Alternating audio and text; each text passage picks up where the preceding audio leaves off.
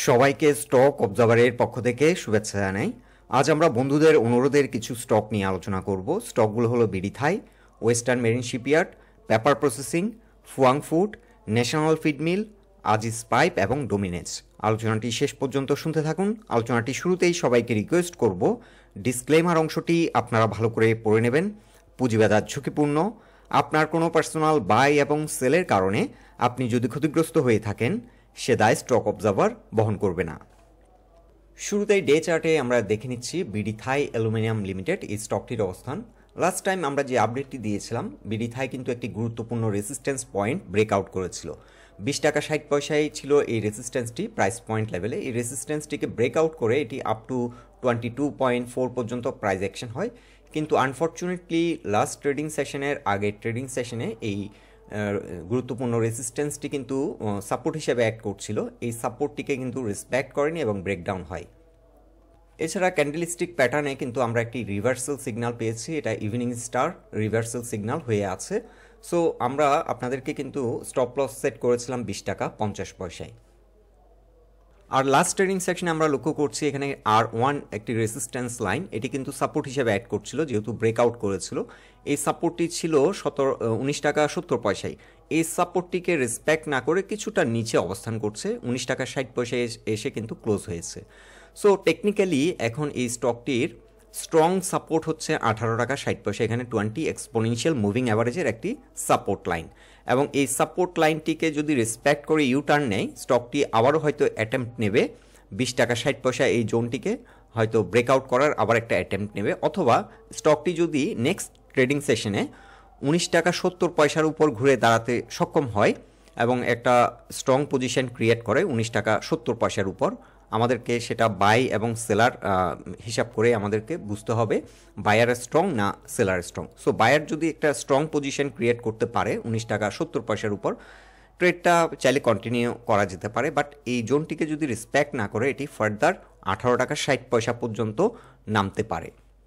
আর volume বিবেচনা করলে volume কিন্তু আমরা লক্ষ্য করছি লাস্ট ট্রেডিং সেশনে ভলিউমটা অনেকটা কমে গেছে। সো সেল প্রেশার কিন্তু স্লোলি কমে আসছে, কিন্তু যেহেতু একটি রিভার্সাল সিগন্যাল, আমরা ট্রেন্ড রিভার্সাল সিগন্যাল এখানে পাচ্ছি, সো আমাদেরকে অ্যালার্ট থাকতে হবে। স্টকটি কিন্তু ফার্দার ডাউন হওয়ার সম্ভাবনা বেশি।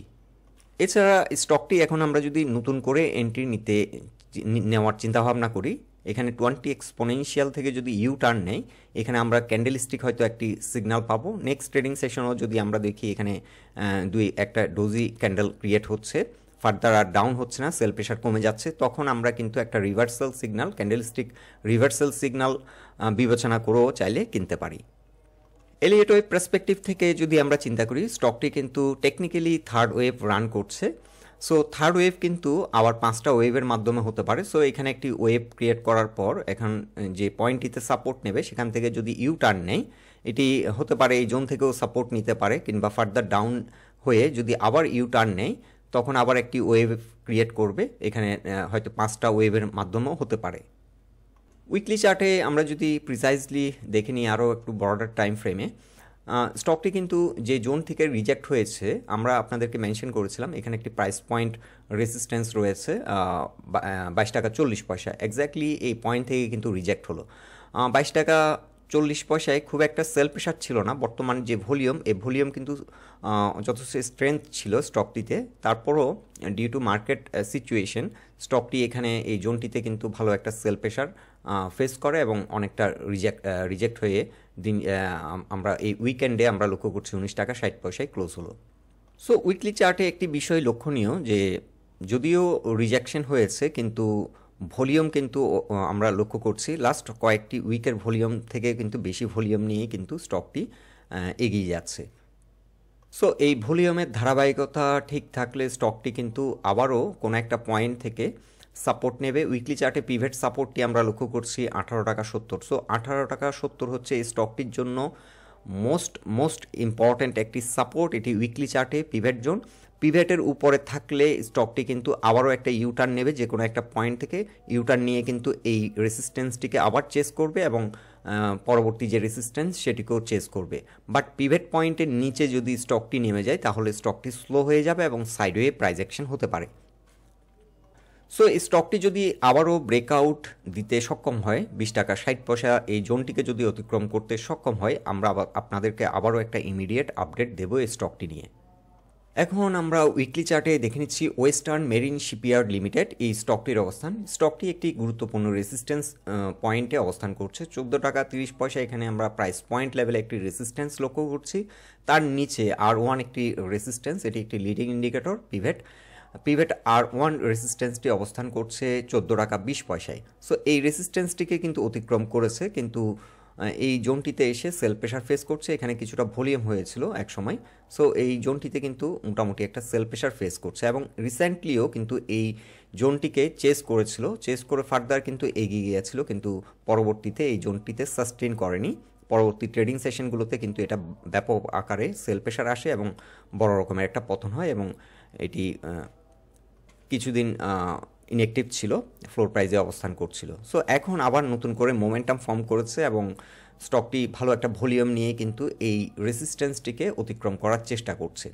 সো এই স্টকটি যদি এই জোনটিকে বিশেষ করে ওয়েস্টার্ন মেরিন শিপইয়ার্ড 14 টাকা 30 পয়সা এই জোনটিকে অতিক্রম করে যদি একটি শক্তিশালী অবস্থান ক্রিয়েট করতে পারে, এই স্টকটি আমরা চাইলে নতুন করে আবার এন্ট্রি নিতে পারি এবং সেক্ষেত্রে আমাদের টার্গেট হবে 17 টাকা 20 পয়সা আমাদের টার্গেট আমরা সেট করতে পারি।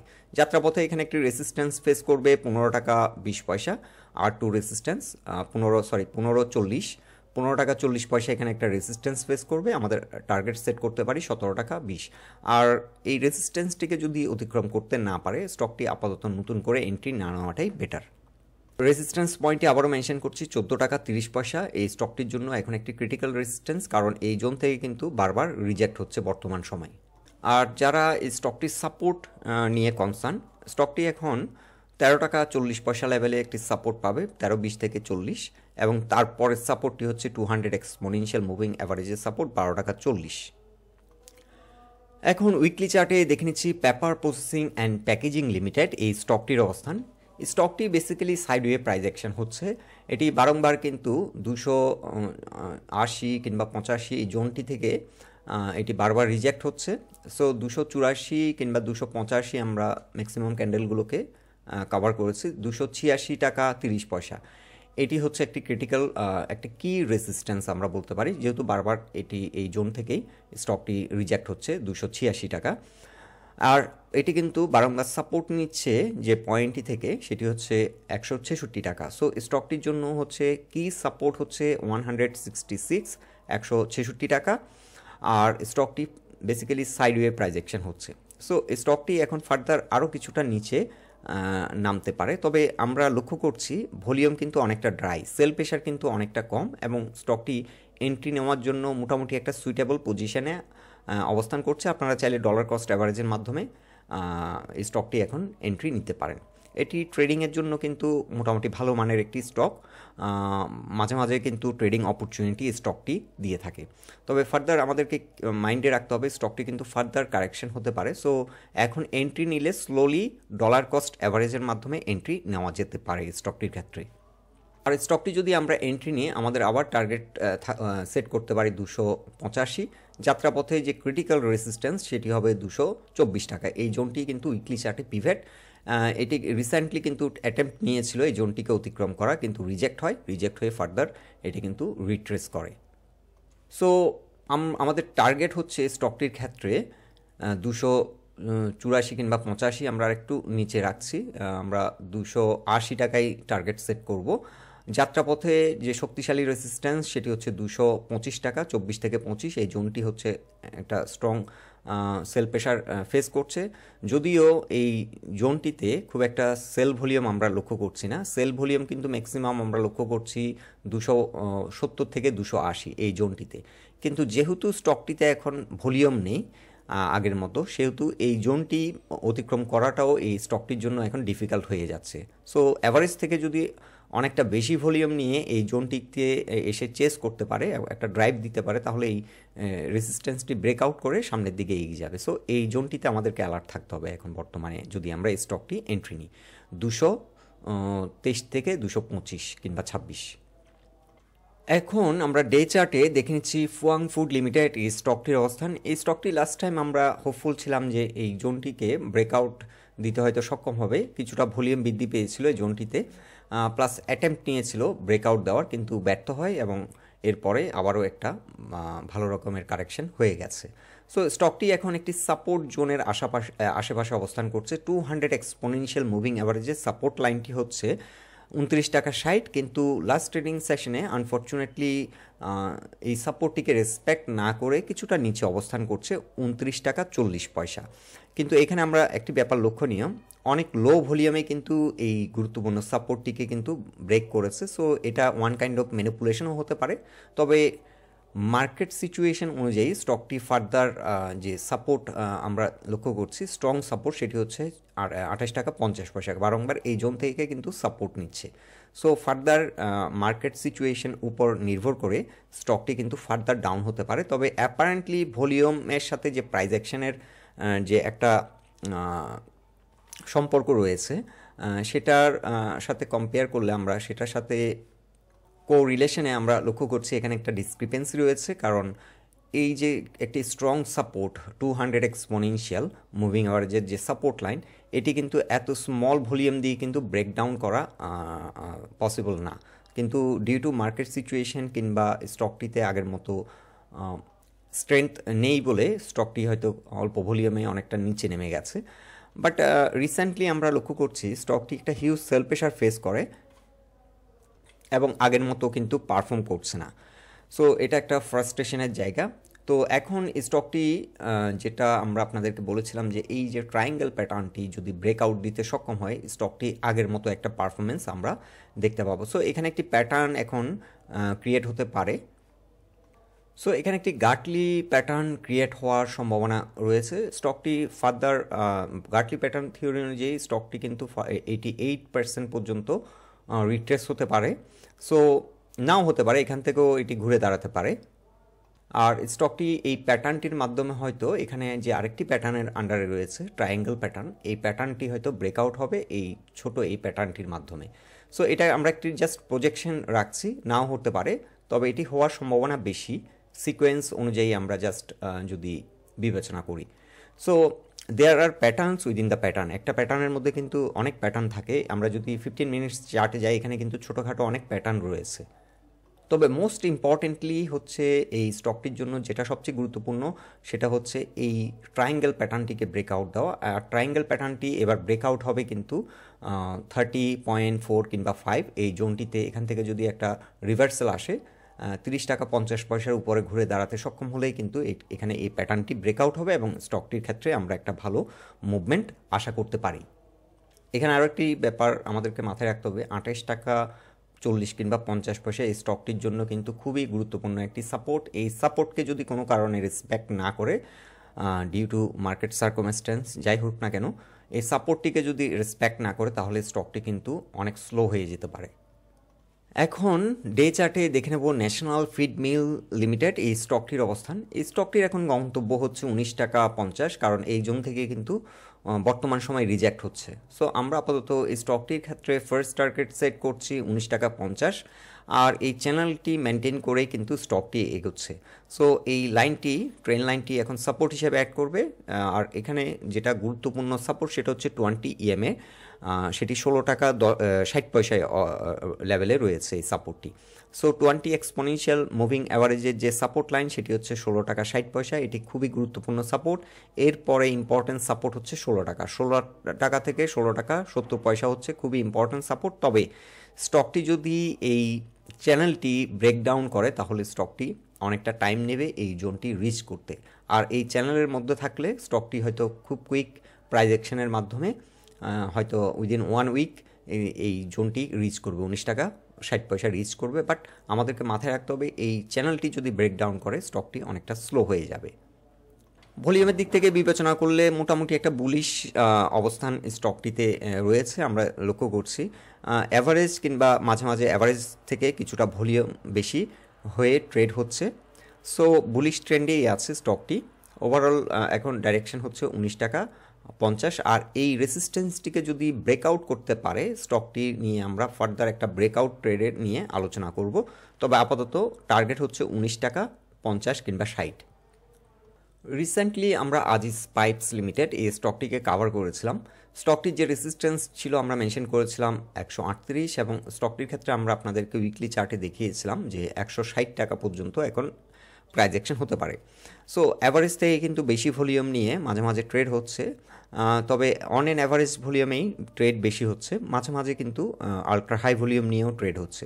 বিশেষ করে এই ব্রেকআউট পয়েন্টগুলোতে কিন্তু অ্যাভারেজ থেকে অনেক বেশি ভলিউম নিয়ে ড্রাইভ দেওয়াটা খুবই গুরুত্বপূর্ণ।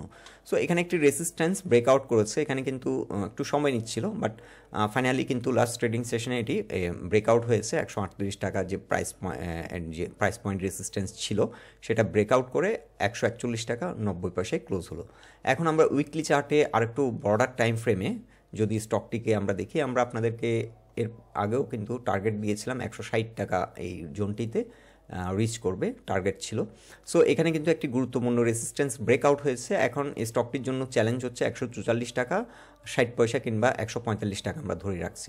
সো 145 টাকা লেভেলে একটা ভালো সেল প্রেশার আসবে, কারণ এই জোনটি তো একসময় ভালো একটা ভলিউম ট্রেড হয়েছিল। সো এখানে একটা সেল প্রেশার আসবে, এই জোনটিতে আমাদেরকে একটু অ্যালার্ট থাকতে হবে।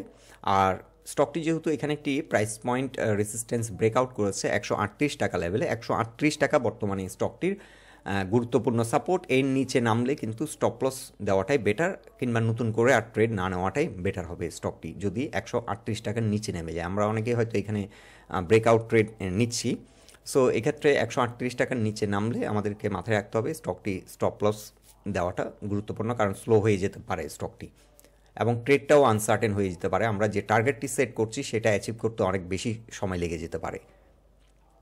সো উইকলি চার্টে কিন্তু উইক বাই উইক খুব সুন্দর ভলিউম বৃদ্ধি পাচ্ছে, সাথে প্রাইস অ্যাকশন হচ্ছে। সো এই স্টকটি কিন্তু একটা সুপার বুলিশ মোমেন্টামে আছে, 90 ডিগ্রি অ্যাঙ্গেলে কিন্তু প্রাইস অ্যাকশন হচ্ছে। সো এই টার্গেটটি অ্যাচিভ করা, বর্তমান যে মোমেন্টাম ফর্ম করেছে স্টকটিতে, অ্যাচিভ করা সম্ভব।